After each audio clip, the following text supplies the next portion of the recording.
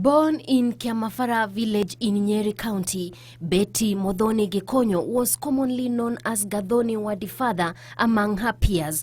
Her passion to attend school ignited at a tender age. She attributes her success to hard work and self-discipline her parents instilled in her during her formative years. That root of loving education, partly mine, but also attributed a lot to my father, who really believed in girl education, believed in all education for every member of his family, and he worked very hard as a laborer with the same. By coincidence, he worked for the East African Railways and Harbors. She wore her first shoe at the age of 12 years, something that was considered prestigious during the colonial period. The last born in a family of 6 children, Dr Betty Muthoni attended Alliance Girls High School.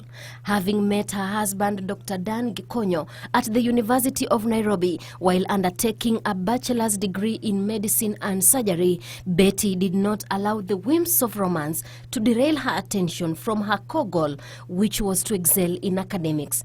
We happened to have been in the same class of medical school. So as I joined medical school in 1970 at the University of Nairobi from Alliance Girls High School, he had joined from Kagumo High School.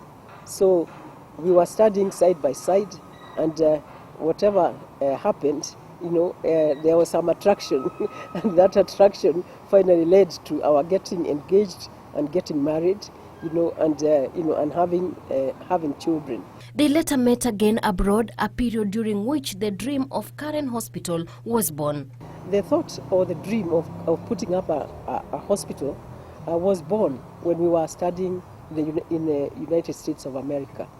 As we practiced in very modern hospitals, with very modern equipment, we saw the opportunity, or rather we saw what we could have when we come back home.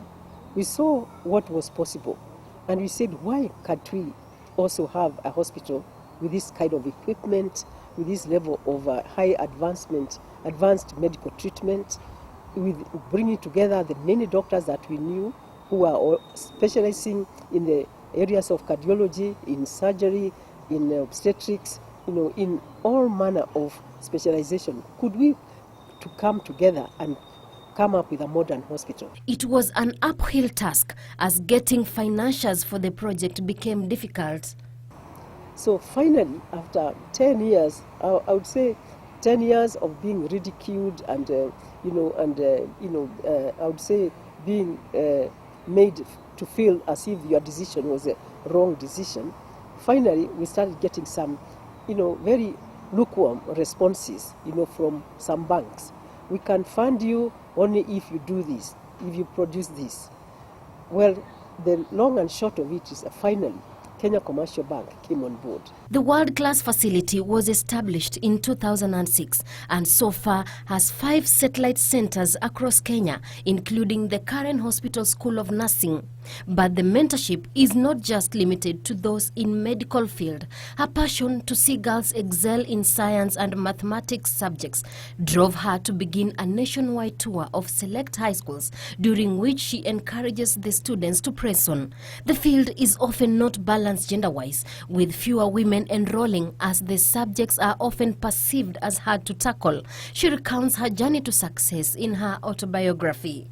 Yeah, this book is an autobiography to the young boy and the young girl, the not so young, somebody in their early life in their career, an entrepreneur, even somebody who is advanced in age, because I've taken the whole, I would say the journey, from a young girl to the point where I am in life. Dreams that she is now helping to nurture by sharing her experience. She has inspired students to aim higher. The mother of 3 children and a grandmother to 6 grandchildren says women are made to multitask.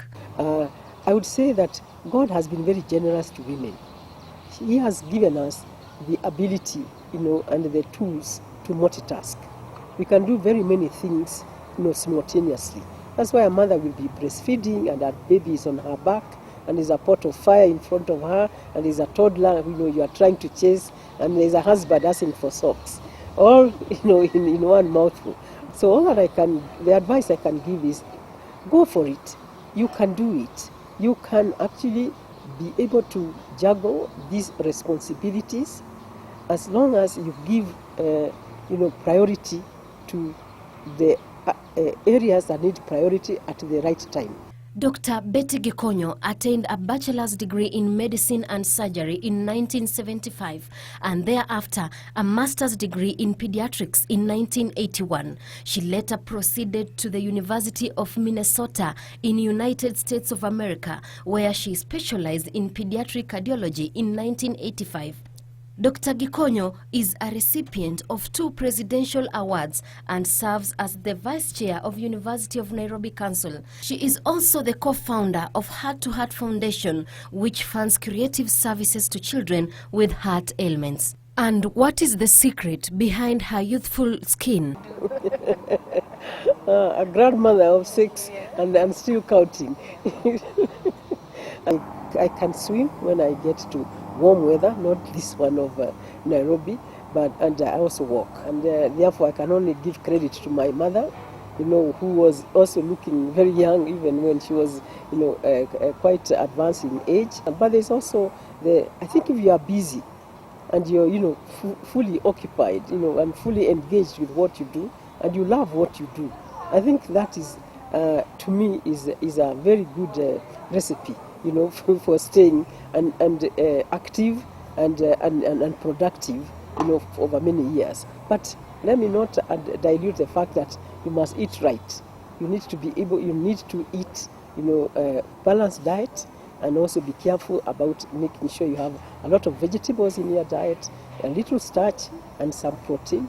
You must make sure that you exercise, regularly, and also that you have regular medical checkups so that anything that is found is nipped at the bud. From humble beginnings, Dr. Betty Muthoni Gikonyo founded the Karen Hospital, a world-class medical facility. This is because she dared to dream. Sheila Yogo reporting for Channel 1 News in Karen at the Karen Hospital in Nyeri County.